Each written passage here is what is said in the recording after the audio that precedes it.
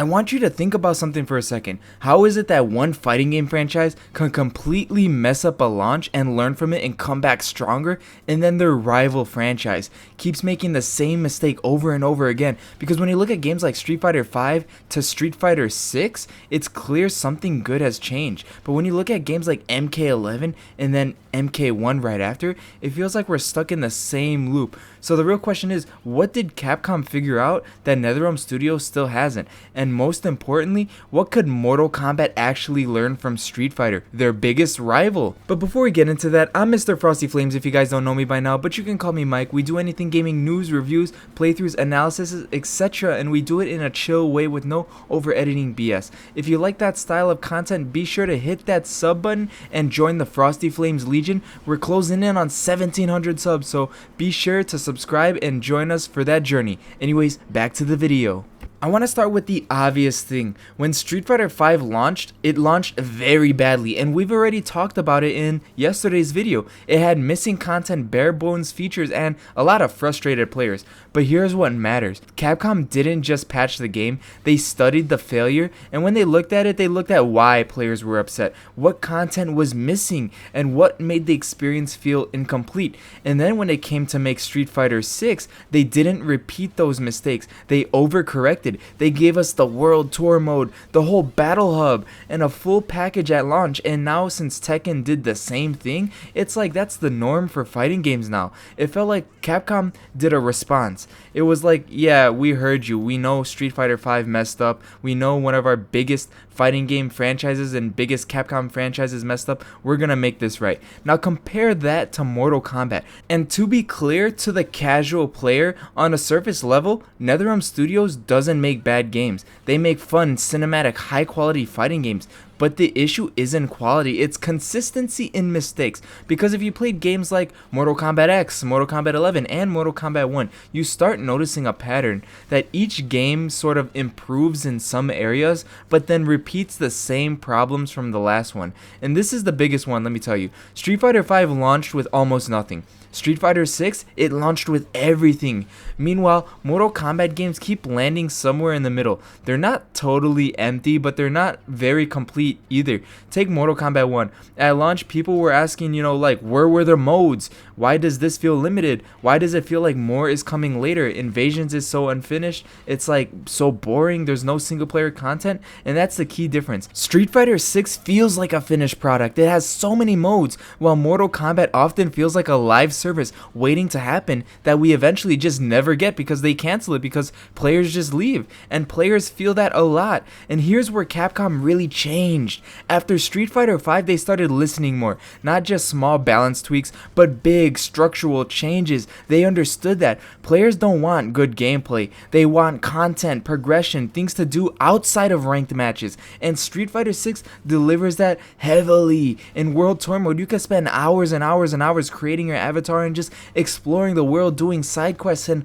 training with the masters. But with Mortal Kombat, it feels like feedback doesn't always carry over. NRS is sort of like resetting different things. Like each new game resets new systems, you have new mechanics and new problems. Instead of refining what worked, it feels like they keep just starting over. And that could be very exciting, don't get me wrong, but it also could be very frustrating because players are constantly relearning the game instead of building on something stable. And now, to be fair, this could also be Mortal Kombat's strength. It reinvents itself more than any other fighting game. I feel each entry really does feel different, but that comes with a cost. For instance, if you take the mechanics from Mortal Kombat X and compare them to Mortal Kombat 11 and then compare them to Mortal Kombat 1, you each get truly different fighting games. Mortal Kombat X is very fast paced, you have the run mechanic and stuff like that. Mortal Kombat 11 is very slow, very methodical with a bunch of random mechanics just sprinkled in, like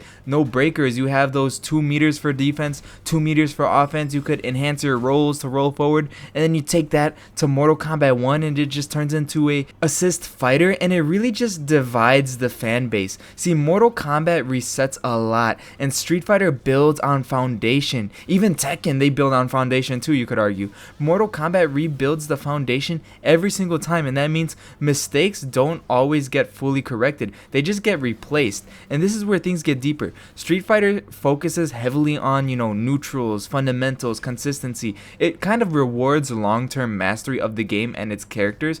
Mortal Kombat leans more into flashy mechanics, huge damage combos, and cinematic moments. And really, there's nothing wrong with that, but here's the issue. When mechanics change every single game, players lose that long-term investment. In Street Fighter, skills transfer. You could take someone that is a master of Street Fighter 4 and then have them play Street Fighter 5 and 6, and they could be, good at it. They won't be a master at it like they were in the old games, but a lot of skills transfer. In Mortal Kombat, sometimes they don't, because you gotta learn whole new systems, and that affects how players stick with the game. Look at how long Street Fighter 6 is holding players.